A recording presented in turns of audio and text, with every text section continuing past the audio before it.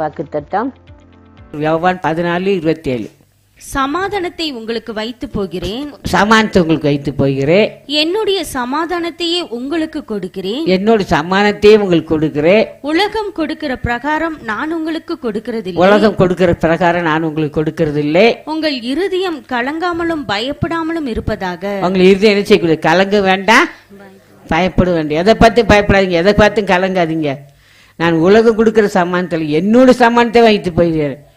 எப்படி அந்த சமானத்தை சிலுவையில் ரத்தத்தை சிந்தி நமக்காக சமானத்தை உண்டாக்கி இருக்கிறார். அந்த சமானத்தை நம்ம பெற்றுக்கொள்ள வேண்டும். பெற்றுக்கொண்டு இந்த ஒவ்வொரு நாளும் இயேசுக்கு ரத்தத்தினால கழுவப்பட வேண்டும். என்னை மன்னி ஆண்டவர், குற்றங்கள் குறைகள் வரதான் செய்யும்.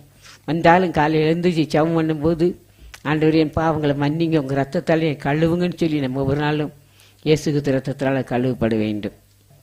நமக்குள்ளும் சமானம் வேணும், தேவனோடு நம்ம சமானமாக இருக்கணும். அதைத்தான் இங்கே சொல்கிறாரு. ரோமர்கள் நிருபம் 5:1 இவ்விதமாக நாம் விசுவாசத்தினாலே நீதிமான்களாக்கப்பட்டிருக்கிறபடியால் நம்முடைய கர்த்தராகிய இயேசு கிறிஸ்து மூலமாய் தேவனிடத்தில் சமாதானம் பெற்றிருக்கிறோம். நம்ம தேவனிடத்துல சமாதானம் பெற்று எப்போ நம்ம பாவத்தை அறிக்கிட்டு கர்த்தராகிய இயேசு கிறிஸ்து ரத்தத்தால் கழுவப்படும் போது நமக்கும் தேவனுக்கும் பெரிய ஒரு சமாதானம். அப்பதான் நம்ம உள்ளத்துல சந்தோஷமா இருக்க முடியும். அந்த சமாதானத்தை நம்ம யாரும் எழுந்துடக்கூடாது. இயேசுவே உம்முடைய சமாதானத்தை தந்தீங்கப்பா, அந்த சமாதானத்தை எழுந்து போகாதபடி நீ காத்துக்கொள்ளும், உங்க ரத்தை நீ கழுவணும்னு சொல்லுவான். கேட்கும்போது தேவனிடத்துல நம்ம சமாதானம் எவ்வளவு பெரிய பாக்கியம் வருங்க. பிரியமானங்களே, கர்த்தருடைய வார்த்தை கேட்டிருக்கோம். இப்போ நம்ம ஜெபம் பண்ணுவோம்.